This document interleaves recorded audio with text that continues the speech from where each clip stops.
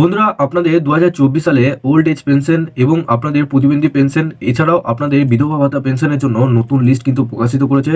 তো সেই লিস্ট আপনারা কিভাবে নিজের মোবাইল ফোন থেকে ডাউনলোড করবেন বা নিজের মোবাইল ফোন থেকে চেক করবেন যে আপনার নাম এসেছে কি আসেনি বা আপনার স্ট্যাটাসটা অ্যাক্টিভ আছে কি নেই, সেটা আপনারা কিভাবে চেক করে দেখবেন। তো চলুন আপনাদেরকে আজকে এই ভিডিওর মাধ্যমে ফুল প্রসেস দেখাবো। আপনারা খুব সহজেই নিজের মোবাইল ফোন থেকে চেক করতে পারবেন। তার আগে বন্ধুরা, আপনাদের কাছে একটা ছোট্ট রিকোয়েস্ট করবো, চ্যানেলে নতুন হলে চ্যানেলটিকে অবশ্যই সাবস্ক্রাইব করে বেল নোটিফিকেশনটি অল করে রাখবেন এই ধরনের নতুন কিছু আপডেট সবার আগে পাওয়ার জন্য।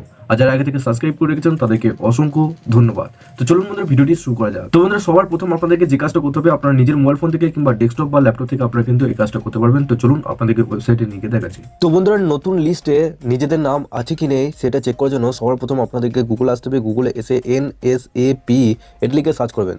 সার্চ করার পর নিচে দেখুন এই যে ওয়েবসাইটে আপনারা দেখতে পাচ্ছেন, এই ওয়েবসাইটের উপর ক্লিক করবেন। যখনই এই ওয়েবসাইটের উপর ক্লিক করবেন তখনই আপনাদের সামনে নতুন একটা কিন্তু পেজ খুলে যাবে। আপনারা একটু ওয়েট করবেন এবং আপনারা যদি মোবাইল থেকে দেখেন সেক্ষেত্রে উপরে থ্রি ডট অপশনে ক্লিক করে ডেস্কটপ সাইটটা অবশ্যই অন করবেন, কিছুটা কম্পিউটার স্ক্রিনের মতো লাগবে। তো বন্ধুরা, এই পেজে আসার পর এখানে দেখুন সবার উপরে আসবেন। উপরে আসার পর এখানে রিপোর্টস বলে একটা অপশন রয়েছে, এই রিপোর্টস অপশনে আপনাদেরকে ক্লিক করতে হবে। যখন এই রিপোর্টস অপশনে ক্লিক করবেন তখন আপনাদের সামনে আরও কিছু অপশন আপনাদের সামনে চলে আসবে। তো বন্ধুরা, এই পেজে আসার পর এখানে দেখুন বাঁ দিকে 3 নম্বর যে অপশনটা দেখতে পাচ্ছেন স্টেট ড্যাশবোর্ড, এই স্টেট ড্যাশবোর্ড অপশনে আপনাদেরকে ক্লিক করতে হবে।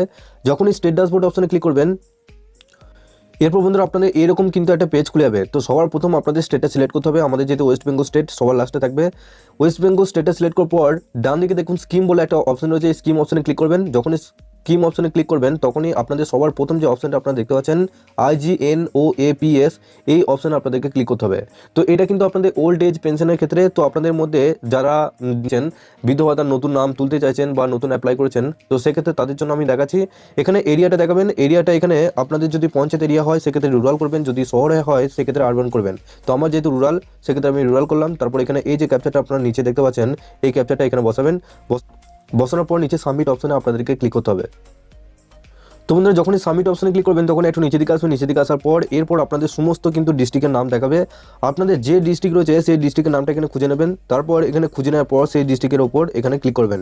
যখনই ক্লিক করবেন তার উপর তখনই আপনাদের সামনে এরপর আরেকটা নতুন অপশন চলে আসবে। এরপর আপনাদের যে ব্লক রয়েছে সেই ব্লকটা কিন্তু এখানে সিলেক্ট করতে হবে, অর্থাৎ আপনি কোন ব্লকের আন্ডারে পড়ছেন সেই ব্লকটা এখানে সিলেক্ট করতে হবে।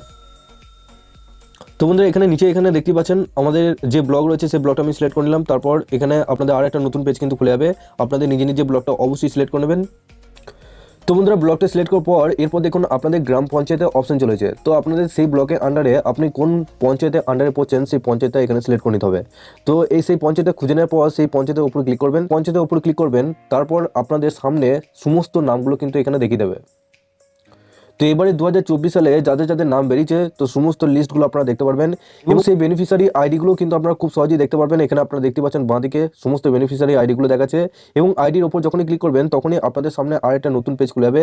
এখানে আপনারা দেখতে পারবেন সেই বেনিফিশিয়ারি আইডিটা অ্যাক্টিভ আছে কিনা এবং সেই বেনিফিশিয়ারির নাম কি এবং তার এজ কত, সমস্ত ডিটেলস আপনারা দেখতে পারবেন। তো এখানে দেখুন পেজটা এখানে রিফ্রেশ হয়ে গেছে। নিচে দেখুন এখানে আপনারা দেখতে পাচ্ছেন বেনিফিশিয়ারির নাম এবং অ্যাক্টিভ রয়েছে কিনা সেটা আপনারা খুব সহজেই এখানে দেখতে পাচ্ছেন এবং তার স্যাংশন অর্ডার।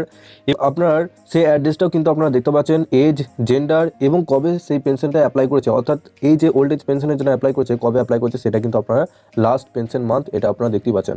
তো এইভাবে কিন্তু 2024 সালের লিস্ট কিন্তু আপনারা দেখতে পারবেন, খুব সহজেই ঘরে বসে এই কাজটা করতে পারবেন। তো আপনি যদি ওল্ড এজ পেনশনের জন্য আবেদন করে থাকেন বা প্রতিবন্ধী পেনশনের জন্য বা বিধবা ভাতা পেনশনের জন্য আপনারা যদি আবেদন করে থাকেন সেক্ষেত্রে অবশ্যই এভাবে নিজেদের লিস্টগুলো চেক করুন।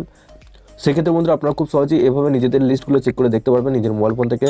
তো কোনো কিছু অসুবিধা থাকলে নিচে অবশ্যই কমেন্ট বক্সে জানাবেন। তো বন্ধু, ভিডিওটি ভালো লাগলে অবশ্যই চ্যানেলটিকে সাবস্ক্রাইব করে বেল নোটিফিকেশনটি অল করে রাখবেন। তো চলুন পরের ভিডিওতে দেখা হচ্ছে।